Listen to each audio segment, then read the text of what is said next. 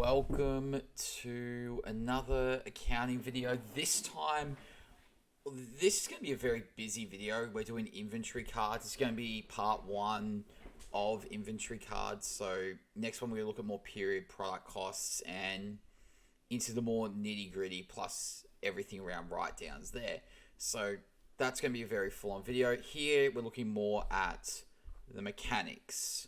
So we're going to structure this up rather simply with inventory cards, general journal, the general ledger, reports, information. So we're going to work through that.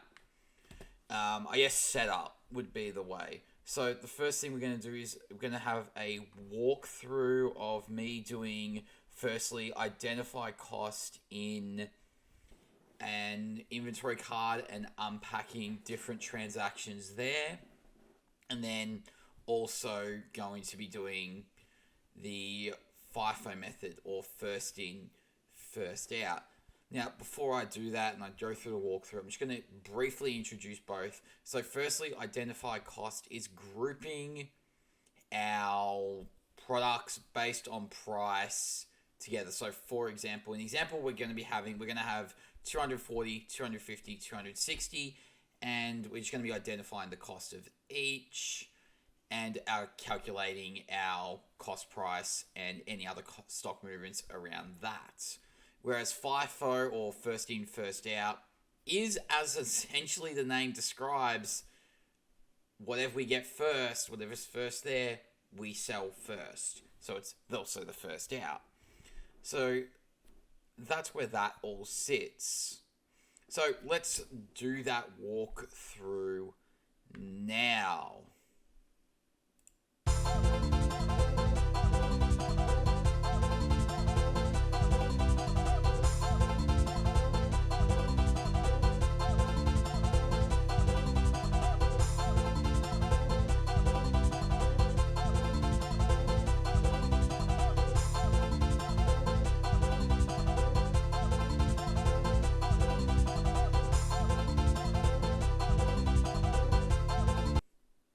Alright, so if you couldn't tell, that's actually those two you saw. Even they were sped up.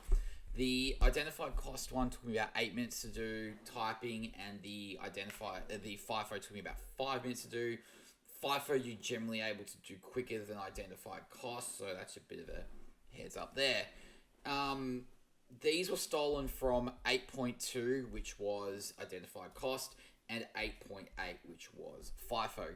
For the general journals and the general ledgers and all that, we're actually going to be borrowing from the FIFO numbers. I just picked FIFO because when I recorded that was the first one I did, so that's where we're at. So we're just going to speed through this. So the general journal for sales, we already know what that is. So for May the 4th, we can see we sold 35 cabinets. And if we go to our inventory card, looking at FIFO, we can see invoice 76 and in the out column 8,400. So right there you've got your cost of sales there, and that would go as a debit while inventory is a credit, signifying inventory going out. Meanwhile, on May the 2nd, we made a purchase of 20 cabinets at $250 each. That's 5,000 total. And you can see that ended up in the in column, while if we have a look here, you can see inventory 5,000 in. So it's a general credit purchase. So that's how purchases and sales link to the inventory card. So in the out column, you're going to be looking for sales, while in the in column, you're going to be looking for purchases. But they're not the only things that can go in the in and out columns. So if we have a look down, we'll do sales returns now. That's when inventory is returned to us. So on the 12th, we had 5 returned to us at 240. If we have a look at the inventory card, we can see that 5 at 240. That's in the in column. It's not a purchase, signified by credit note. Likewise, the purchases return also 5 at 2,400 return to the supplier. So it goes in and then out of the business. So a purchase return would go in the out column. Next, we have drawings and advertising, and they operate very similarly. So on the 7th, we had a drawing where the owner, Casey, took 2 cabinets out, met part of memo 34. And that was, again, following FIFO. 2 at 240 means 480 all up. If we look at the 28th later on, we actually see that 4 went out, and that would go as part of advertising. Now, the last one I want to talk about is inventory. So, or inventory loss, inventory gain, I think. So, if we have a look at our final amount, we can see here 14 on hand. So, 14 on hand. But if we had 13 on hand at the final count, we're working an assumption here. That's an inventory loss because we always go with the final count. So that means inventory loss, we write down our inventory amount on our balance sheet or on our stock cards, and it would go in the out column for 1 at 260. And you see inventory loss being an expense is a debit, inventory loss, inventory going down because of the loss is a credit. Likewise, it's reversed if it was an inventory gain of 15 on the hand. Inventory goes up while inventory gain is a revenue. So that's how our general journal just looks across the board. And if we have a look at our general ledger, we can see all those numbers plug in as we've said. So you see the 12th here as a debit. We've got our credit, our sales returns. So that's a reverse of our cost of sale. Meanwhile, on the 4th, 24th, and 31st, you've got your cost of sales there. Drawings on the 7th, advertising on the 28th, and a purchase return on the 15th. And otherwise, the 2nd and 19th are also credit purchases. So that's just quite simply where everything fits in. And you can point to little items there. Interestingly, the balance of 3,640 in that ledger will also align with the final balance of 14 at 260, which is also 13 at 3,640. So that aligns there on the 31st. So the amount in the inventory card will be the balance of that ledger. Alright, so the next point I want to talk about is the income statement. So I've put the income statement here. I'm going to focus on some particular areas. So if we have a look at cash sales, we can see on the 24th, that's when that occurred. Meanwhile, credit sales are the 4th and 31st. And I've just put the quantity, 20 and 50 for cash and credit respectively, times the selling price of 500, less the sales returns of 5. And that's from the 12th, so I've had the date there as well. And we can see you end up with net sales of 32,500. And then the cost of sales, so we're just going through our out column.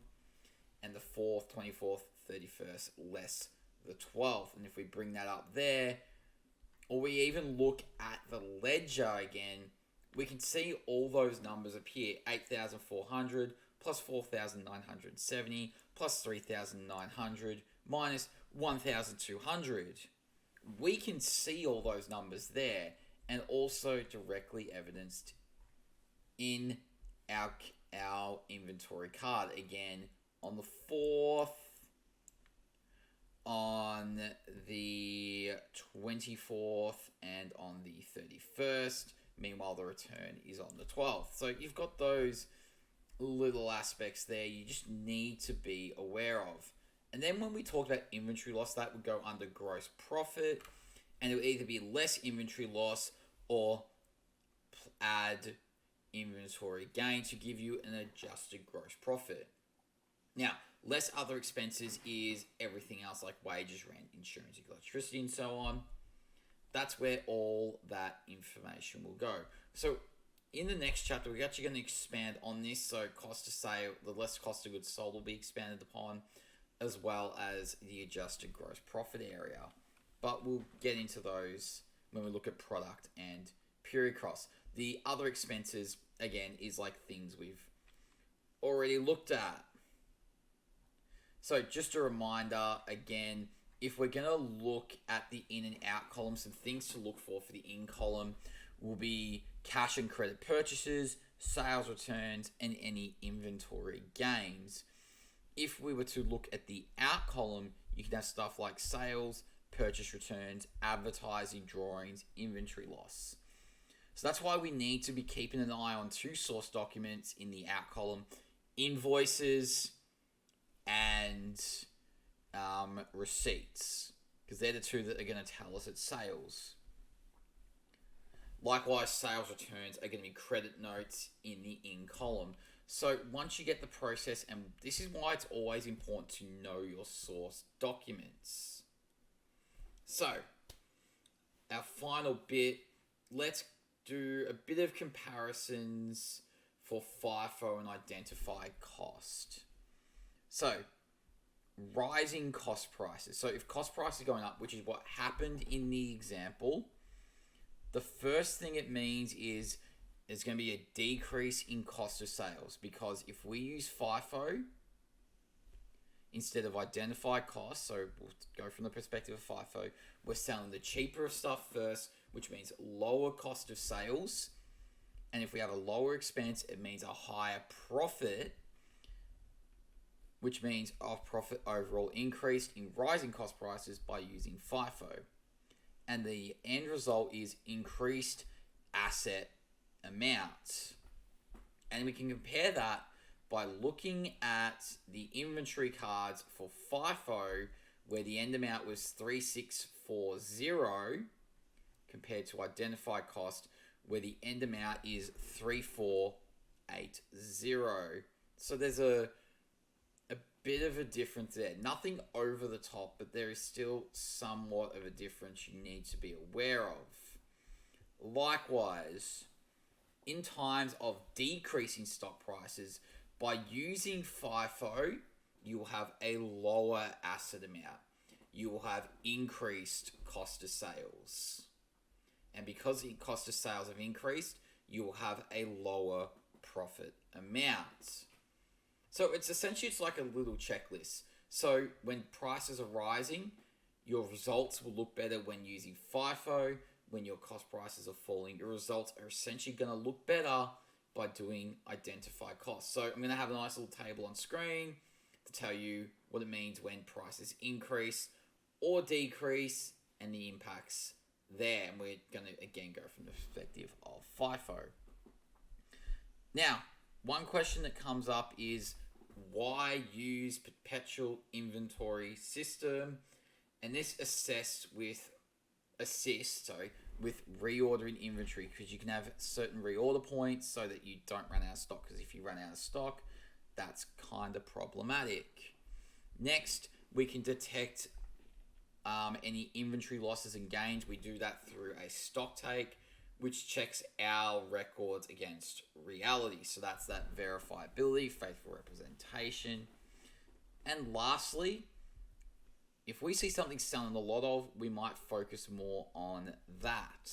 So your stronger selling items, your highest selling items can be readily identified. Now, some drawbacks. You need to staff someone to do this. You can't just let it happen. It needs to be staff. Or staff need to be trained on that software. And generally, these systems require technology to set up and run. Now, something I want to talk about briefly is expiry dates. So a lot of the time expiry dates do occur. You see it in items like milk, any canned goods, any perishables, essentially. You're going to have an expiry date.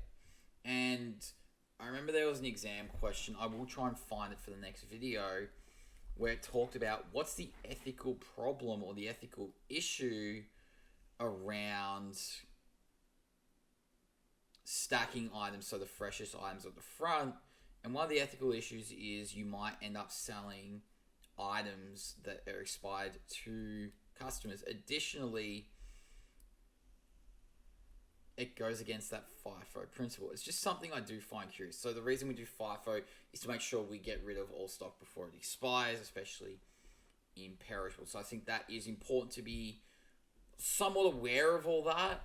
So that's where that can be making sense.